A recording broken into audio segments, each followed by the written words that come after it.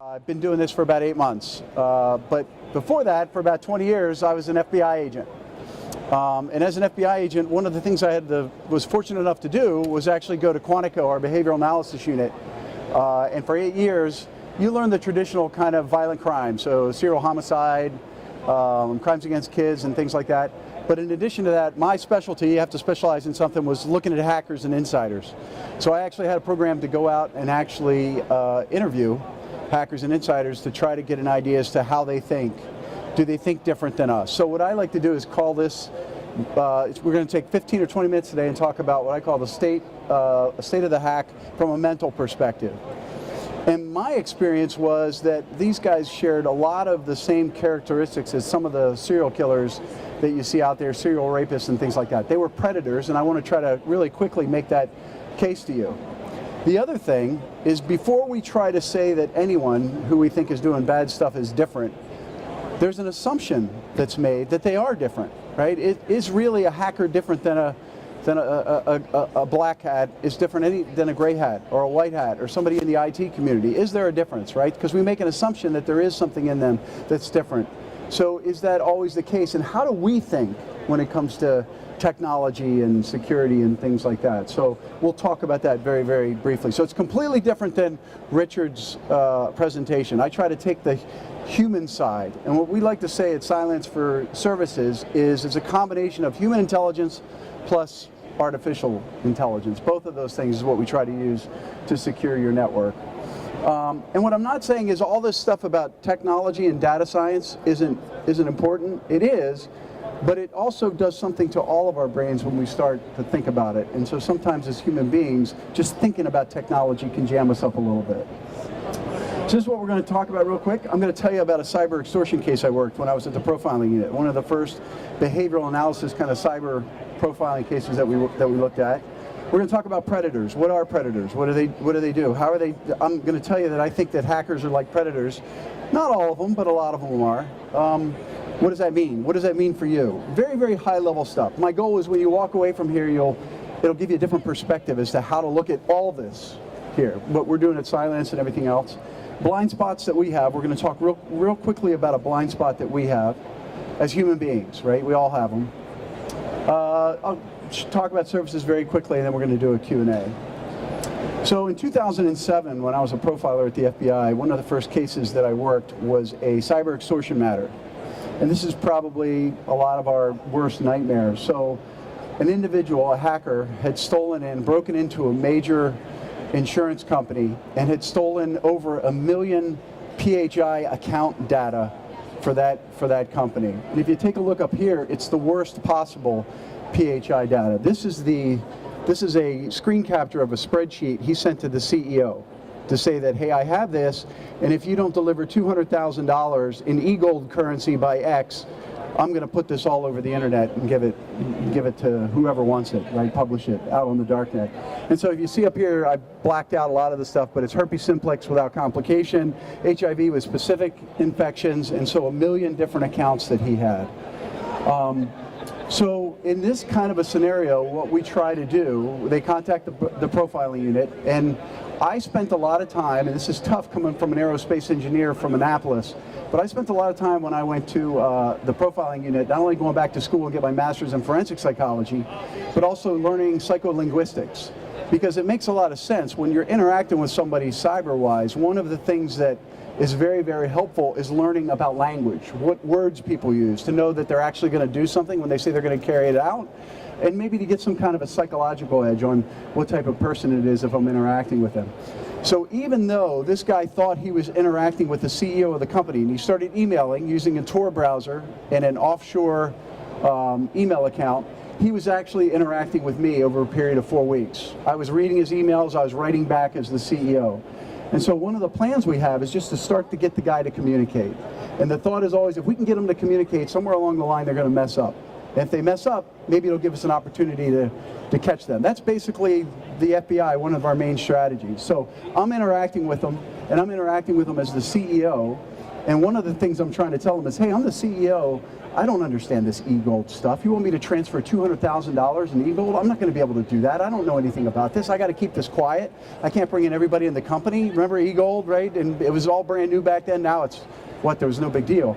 So I'm trying to force him to do a physical drop. We always want to force physical, but I have no idea where this guy is in the world. And this is the threat. So, if anyone is used to seeing some of these television shows, right, profiling television shows, what I'm showing you here is a geographic profile.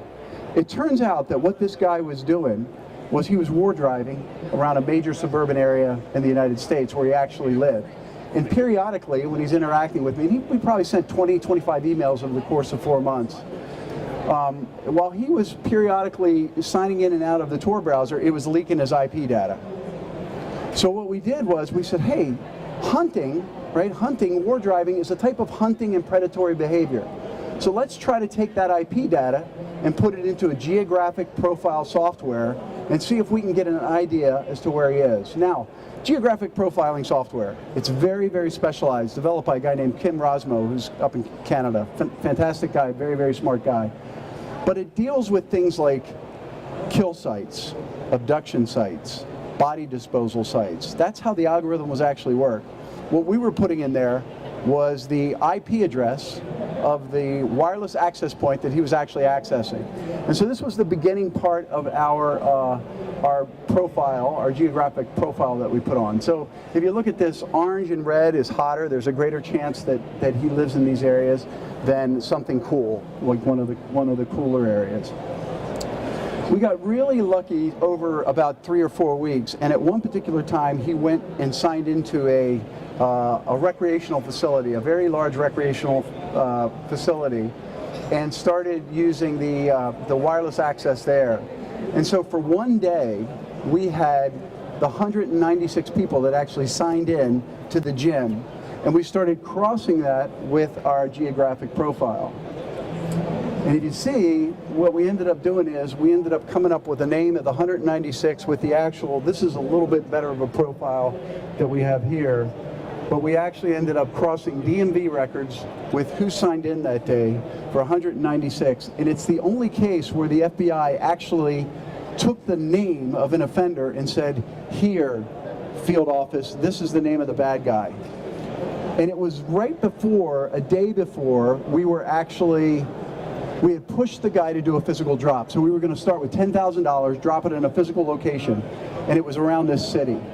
So that I remember handing it to the field, the name of the guy and where he lived, and they said, that's great, but we really want, and it made a lot of sense to me being an agent myself, we want to catch him red-handed. We want to catch him after we make the drop in the paper bag of $10,000. We want to see him drive up, grab the bag, and get him. So the night, this happened at night, it was 7 o'clock, and like never happens in the movies, we have three or four air assets up, right, for surveillance. We have probably 12 or 13 cars that are surveilling this area, this particular area. And this guy drives up in a car, gets out, he's got a hoodie on, classic, and he picks up the paper bag, jumps in the car, takes off, and with 4 air assets and 12 cars, guess what? We lose the surveillance. We lost the guy, right? It never happens in the movies, right? Never happens.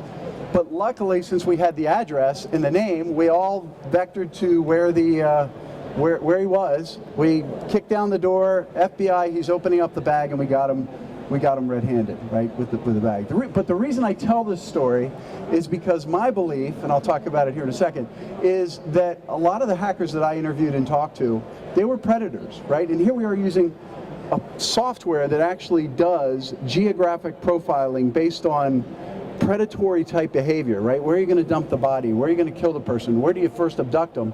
To actually help us identify who this person was. And in this case, we were very lucky. We got fortunate, but protected 1 million accounts. So this is from, if anybody's interested in profiling, one of probably the best books that's out there. It's the Crime Classification Manual. There's been 3 versions. It's 2013, but this comes from it. It is because this act of manipulation, domination, control, be it rape, murder, arson, or any other criminal enterprise, gives them a communication of power, satisfaction, and fulfillment that they achieve nowhere else in life. And in my interactions, I'm not saying that every hacker is this way, but in my interactions with dealing with these guys, and they were all guys that I interviewed. I know there are females out there that actually do this. But what I saw was a pattern of very early on, there's some dysfunction in their life, right? Some dysfunction. And they turn to technology to be able to reestablish some sense of self-esteem, right? And we all need to thump on the world a certain way, right? And so what they decided to do was turn to technology to be able to thump on the world. It gave them that ability to reestablish that self-esteem.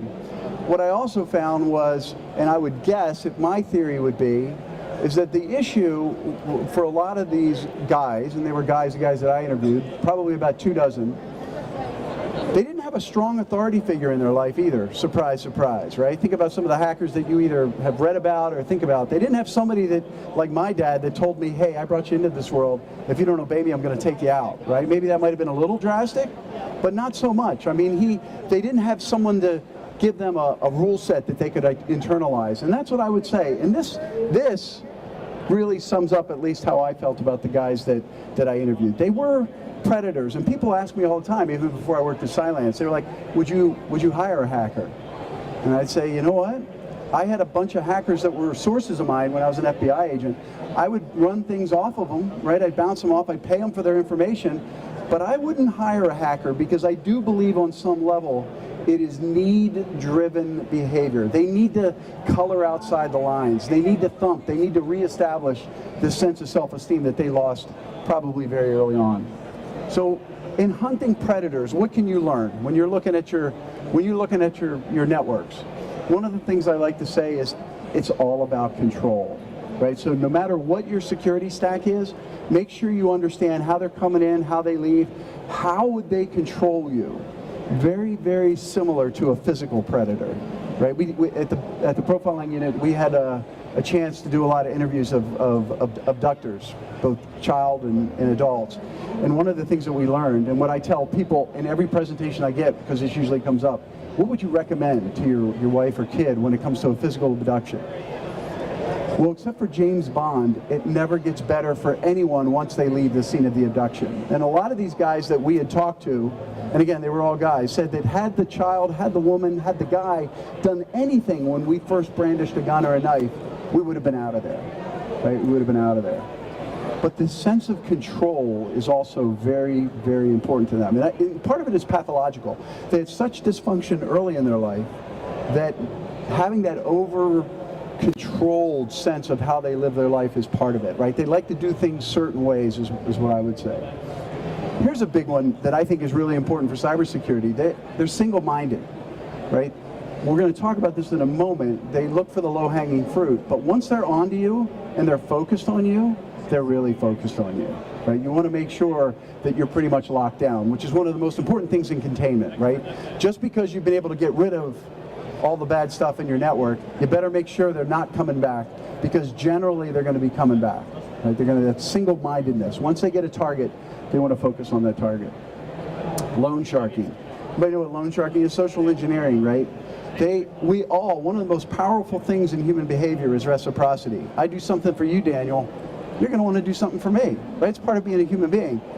But predators take advantage of it. Not only that, but they escalate, right? You know, I'm going to help you carry your groceries out, and then I'm going to ask you for a ride because I don't have a car today, right? That type of thing. It's a little bit different in with regards to doing favors for each other, but they're experts at it. From a social engineering standpoint, right, the biggest thing I would put out to all of the people that you work for is when somebody's being really nice to you and they say they're going to give you something, the hair should go up on the back of your neck. We used to have a saying at Quantico, as one of the first things I learned as an FBI agent, treat everyone like $1 million, but have a plan to kill them, right? It's kind of that kind of mentality, right? Is, you know, you can be, everybody can be nice and you want to interact and be nice to them, but look out for those loan sharks. Here's probably the biggest one. They love, love, love large attack surfaces, right? They don't want, if they want to come in through the window, they don't want to be forced through the door, right? If they like to abduct somebody in a parking lot, they don't like to be forced on the street. And this is really, really important for cyber that I saw in the guys that I interviewed. They really like a certain way. I think right now, when I look at when I deal with clients every day, and I see clients are so worried about living off the land, right?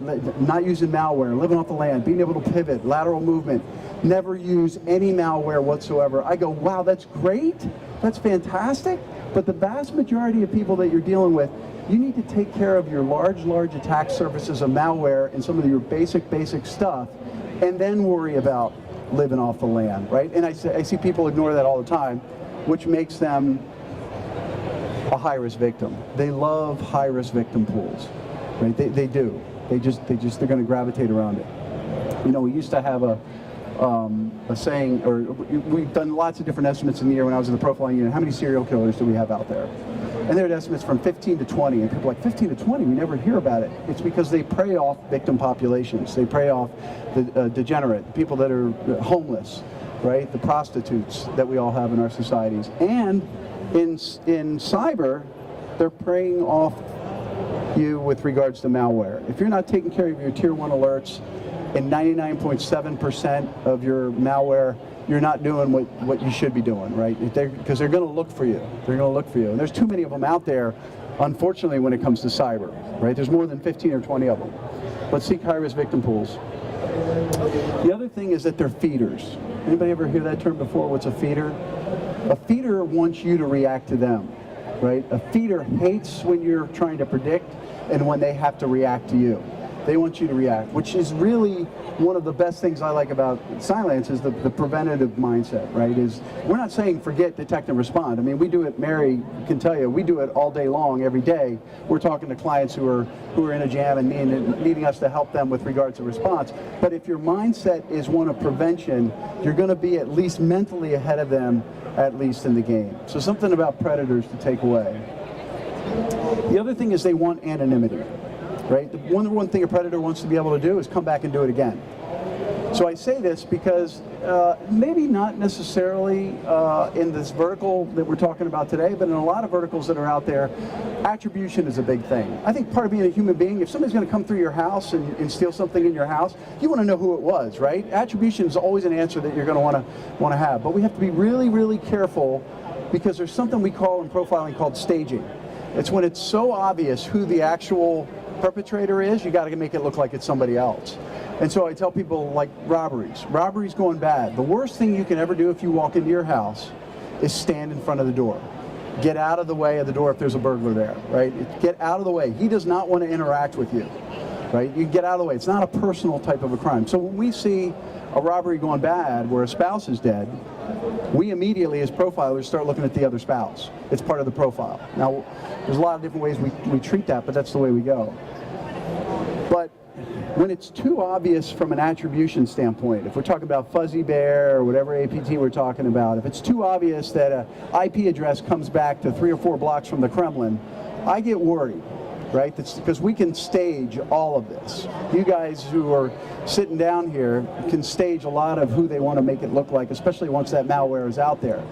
So what I tell people generally, because I give this presentation to a couple different types of clients, is really look at the overall sense of the attack and realize that bad guys stage cyber attacks all along. Iranians are trying to make it look like the Russians are trying to make it look like the Chinese are trying to make it look like it's us, maybe even, you know, with a different thing. So they want anonymity, so generally look for more than one type of indicator. So we talked about the bad guy, how do they think and what do they think? I want to finish up one thought about how we think, because this has been, and trust me, profilers are no better in a lot of this than the normal person is. Some of the best cases I've ever worked are some of the people in the group that had just got done working a serial homicide, and some of the worst are the guys that just got done working a serial homicide and we're working a new one, because they have a tendency, we have human beings have a tendency to take whatever paradigm we have, whatever mindset we think how the world operates, and put it onto whatever that current problem is, right? So if you're dealing with something a little different or slightly different, it could be very difficult. But this is a study. Real quick study, go back to 1975. Some of you may have heard of this, some of you might not have, but Stanford University. And what they did was they took 25 real suicide notes and paired them with 25 made-up suicide notes. And they had a random group of people, right, that they brought together, And they said, hey, we want to know how good you are able to distinguish in these 25 groups of 2, what's the real suicide note and what's not the real suicide note. And amazingly, one group of people was able to distinguish 24 out of 25 correctly, and amazingly, the other group of people, they were horrible at it. They had 9 out of 25, right? Chance would be 12, 12 and a half. Amazingly, those were the numbers. Well, whenever it comes to psychological tests, they're never about what you think they are. So those numbers weren't real, they were just made up, right? And they told them, they went in after they judged how they did, and they said, well, tell me about how you think you did, because it looks like you did really well. The 24 out of 25 group, they said, hey, Rich, you did really, really well at this. How did you do so well at guessing this? And people talked about, well, you know, I've always had a knack with language. I watch a lot of cop shows. I'm really, really good. I'm very intuitive. I could really, really figure out this. I knew I was going to be really good at it. They said, okay, thank you very much. They captured their responses. And the same thing with the people that didn't do well. Remember, this is all random, right? They just randomized it. They went into the people with the bad experiences and said, why do you think you did so bad? They said, well, you know what? I've never been really good about reading. I'm not really that kind of a person. I'm not a linguist person. I was an engineer, whatever. And then they told them, they said, all right, guess what? It was all made up. This was all made up. You really didn't do really bad on this test, right? It was just all random. How now do you feel? And what they found out was their opinions about themselves, those initial impressions, didn't change much at all. The people that still scored 24 out of 25 thought that they really had a knack for it. They were really, really good at it. The people that were really bad at it said, wow, you know what? I think I still wouldn't do very well if you really give me the real score on this. And the reason I bring this up, and this is famous, it's been done in a lot of different ways, is that impressions, even when faced with the truth, right, as you're going through here and we're all trying to figure out what the truth is, what is the truth, what's the best thing for my network, even when faced with the truth sometimes, impressions are very, very hard to overcome. Right, with regarding whatever you think about. And even in the face of the truth that the logic behind them was false, this is the way our brains think. One of the profilers, a guy, Ken Lanning, he's a giant. He's as big as like Robert Ressler or John Douglas, if you've heard those names. I asked Ken one day, because he would come through and teach the new guys, and I was a new guy at the time. I said, Ken, what can you tell me about human behavior? And he said, you know what? Across every case I've ever worked, people will believe what they want or need to believe in spite of all the evidence to the contrary. And that's what I find, right? Now that's okay, right? Maybe in our everyday life, it's not that good, but when it starts dealing with security and securing your networks and securing physically the people around you, you really want to be able to try to correct that. So here's one of the points I give you. So this is an example of, and this is like a sales slide, right? Compromise assessment from what we do. One of the things we do in services is we come in and try to see if you're hacked. And it's really, really good. This is a demonstration of how good we are, right? We come in this particular case, 200 locations worldwide, 5,000 endpoints, 10 million annual customers. They're notified by the Secret Service that, hey, guess what? You're actually compromised. We come in and we actually were able to find stuff that other people weren't able to find. That's great, but that's not really, really good. That's not how we think. We're not going to convince, even though this is good, demonstrating how successful we are, one of the things is that we have found, at least from psychology, is when it comes to critiquing ourselves, we're really bad at it. But when it comes to critiquing others, we're really, really good. And it turns out that logic, one of the theories, is logic is a part of the brain that evolved late. And what it evolved for is not to help me figure out what AV to buy, right, or what solution to look at in here and help me.